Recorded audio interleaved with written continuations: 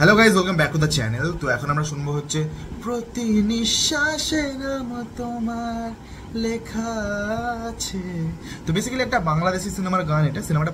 সিনেমাটা তো বক্স অফিসে হিট হয়েছে, তাছাড়াও এই গানটা প্রচণ্ড পরিমাণে ভাইরাল হয়েছে। আমি অনেকদিন ধরে রিলসে শুনছি এই গানটা পুরোটা কখনো শোনা হয়নি। তো তার আগে একটু ডিটেলসে বলে দিই গানটা কে গেয়েছে। গানটা গেয়েছেন হচ্ছে জিএম আশরাফ বলে। আমি এর আগে তার কখনো কোনো গান শুনিনি, এটাই তার প্রথম আমি শুনছি, তার গাওয়া গান প্রথম শুনছি আমি।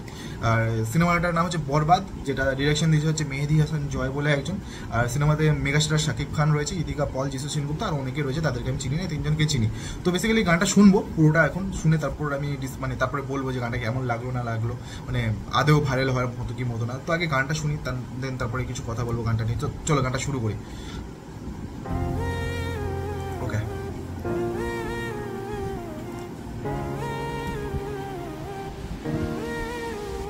প্রতি নিঃশ্বাসে নাম তোমার লেখা আমার মনের ভেতরে, পুরো দুনিয়া জ্বালিয়ে দেব, করব ঝাড়খার তোমায় না পেলে।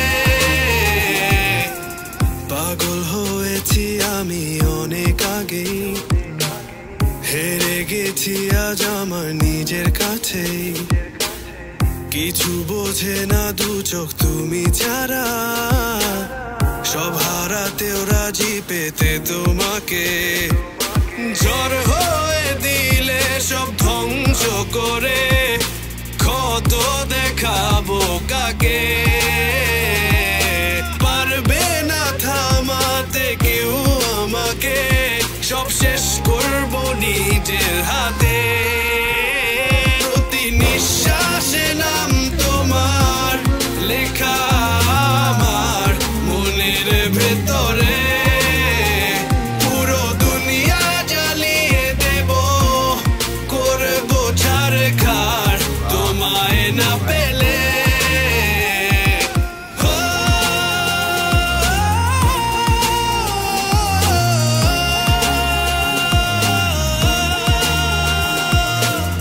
ভালোবাসা করেছো অপমান দিয়ে আমায় অপমান, তোমাকে না পেলে যে পাবে না কেউ, জ্বলবে আগুন বারে বার। ঝড় হয়ে দিলে সব ধ্বংস করে, ক্ষত দেখাবো কাকে।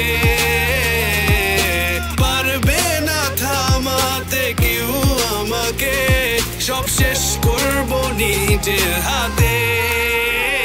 প্রতি নিঃশ্বাসে নাম তোমার লেখা আমার মনের ভেতরে, পুরো দুনিয়া জ্বালিয়ে দেব, করবো ঝাড়খার তোমায় না পেলে।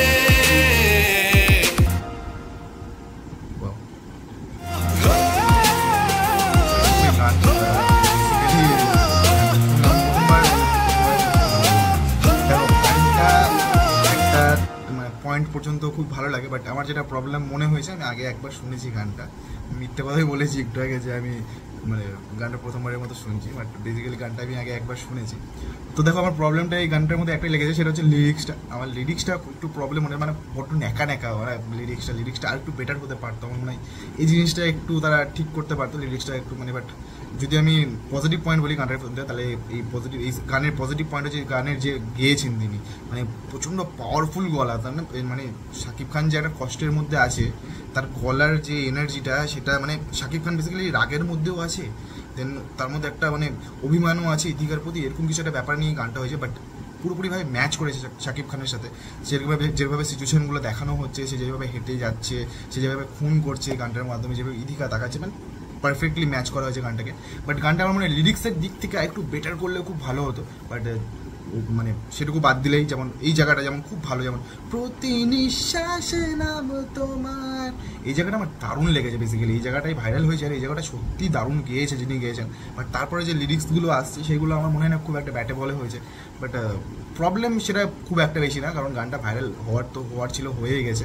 তো আমার ওভারঅল যদি আমি এক্সপিরিয়েন্স বলি গানটার ব্যাপারে, তো গানটা একটা তুমি দিনে 2-3 বার শুনতে পারবে, বাট তার বেশি না। আরও অন্যান্য গান যেরকম তুমি দিনে 4-5 বার, তুমি রিপিট ভ্যালু আছে অনেকটা, এই গানটাতে সেরকম একটা রিপিট ভ্যালু নেই, but overall experience was good.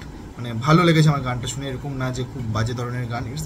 It is মানে গুড সং, ভালো গান, একটা ভালোভাবে কম্পোজ করা, ভালো কিছু ভালোভাবে অ্যারেঞ্জমেন্টস করা গানটার মধ্যে। সো খুব একটা প্রবলেমই গানটা নিয়ে, আমার গানটা মানে ভালো লেগেছে। আমি সাজেস্ট করবো তোমাদেরকে গানটা শোনো, দেন তোমরাও বলো তোমাদের কেমন লেগেছে গানটা, না লেগেছে দেন কমেন্টে জানাও। আর তোমরা পরবর্তী কোন ভিডিওতে রিয়াকশন দেখতে চাও, কোন গানের রিয়াকশন দেখতে চাও, বা সাকিব খানের বা দেবজিৎ কার গানের উপর তুমি রিয়াকশন দেখতে চাও সেটাও কমেন্টে জানাও। টিল দেন এতটুকু ভিডিও যদি ভালো লেগে থাকে like share subscribe, tata bye.